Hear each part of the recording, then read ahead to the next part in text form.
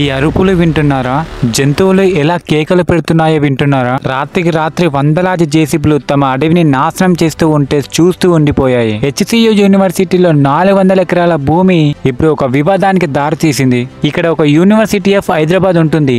ఇక్కడ దాదాపు 5,000 కంటే ఎక్కువ స్టూడెంట్సే చదువుతున్నారు. మొన్న శుక్రవారం పండుగ కారణంగా చాలా మంది ఇండ్లకు చేరుకున్నారు. దాంతో వందలాది జేసీబీలు ఈ 400 ఎకరాల్లో ఉన్న చెట్లను అన్ని ధ్వంసం చేశారు. దాంతో ఆ అడవుల్లో ఉన్న పక్షులు, జంతువులు అరుస్తూ పారిపోయాయి. దాంతో స్టూడెంట్ రంగంలోకి దిగింది. స్టూడెంట్స్ ఈ కూల్చివేతను అడ్డుకున్నారు.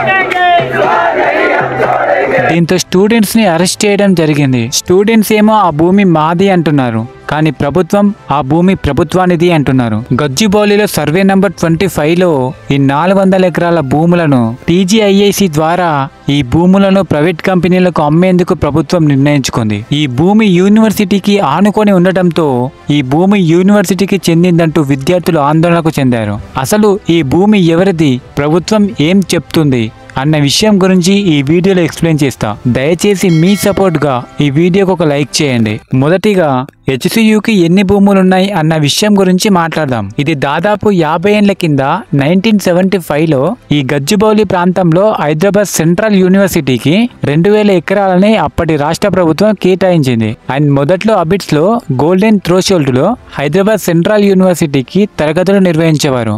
అండ్ ఆ తర్వాత ఈ గచ్చిబౌలికి తరలించారు. సో అప్పటి నుంచి అక్కడే కొనసాగుతుంది. ఈ భూముల వివాదం దాదాపు 21 సంవత్సరాల నుంచి కొనసాగుతుంది. 2003లో అప్పటి రాష్ట్ర ప్రభుత్వం ఈ కంచె గచ్చిబౌలిలోని సర్వే నంబర్ 25 ఈ 400 ఎకరాలని సెంట్రల్ యూనివర్సిటీ భూమి నుంచి తీసుకొని ఇచ్చింది. ఎందుకంటే ఈ భూమిని డెవలప్మెంట్ కు ఉపయోగించాలని ఒక లక్ష్యం. 2004 జనవరి 13వ తేదీన IMG అకాడమీకి ఈ భూములు బదలాయింపు జరిగింది. ఈ IMG అకాడమీకి సరైన సమయంలో ప్రారంభం కాకపోవడంతో అప్పటి రాష్ట్ర ప్రభుత్వం 2006 నవంబర్ 21న ఈ భూముల కేటాయింపును రద్దు చేసింది. సో దాంతో అదే సంవత్సరం ఈ IMG అకాడమీ హైకోర్టులో పిటిషన్ దాఖలు చేసింది. హైకోర్టులో పిటిషన్ పెట్టిన తర్వాత ఈ భూముల కేటాయింపు సుదీర్ఘ వాదనల తర్వాత ప్రభుత్వం తీసుకున్న నిర్ణయాన్ని సమర్పిస్తూ 2024 మార్చిలో హైకోర్టు ఒక తీర్పునిచ్చింది. ఆ తర్వాత ఈ విషయంపై IMG హైకోర్టును ఆశ్రయించగా పోయిన సంవత్సరం మే నెలలో ఈ పిటిషన్ ను డిస్ప్యూట్ చేసినట్లు ప్రభుత్వం ఒక నివేదికలో చెప్పింది. IT ఇతర ప్రాజెక్టులకు ఈ 400 ఎకరాలను కేటాయించాలని TGIACకి గతేడాది జూన్ 19న ప్రస్తుతం ఉన్న కాంగ్రెస్ ప్రభుత్వానికి ఈ ప్రతిపాదనను సమర్పించింది. ఈ TGIAC చేసిన విజ్ఞప్తి మేరకు ఆ 400 ఎకరాల భూములను మరియు హక్కులను ఈ TGIACకి 2024 జూన్ 24న అన్ని ఉత్తర్వులు జారీ చేశాయని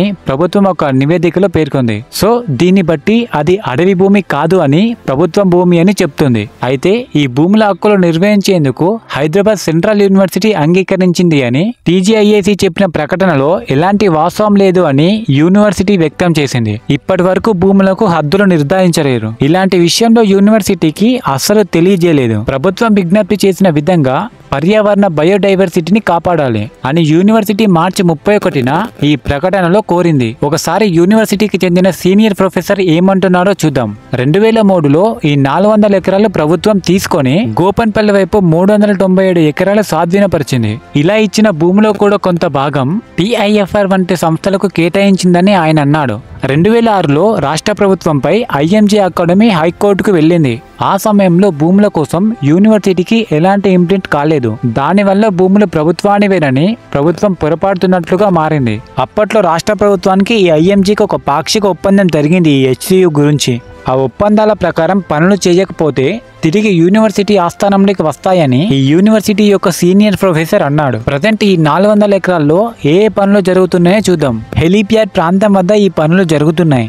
ఆ ప్రాంతానికి వెళ్లే దారులు ఏవైతే ఉన్నాయో పోలీసులు భారీ గేట్లు వేశారు. ఇప్పటికే జేసీబీలు పెద్ద సంఖ్యలో అక్కడ పనులు ప్రారంభించాయి.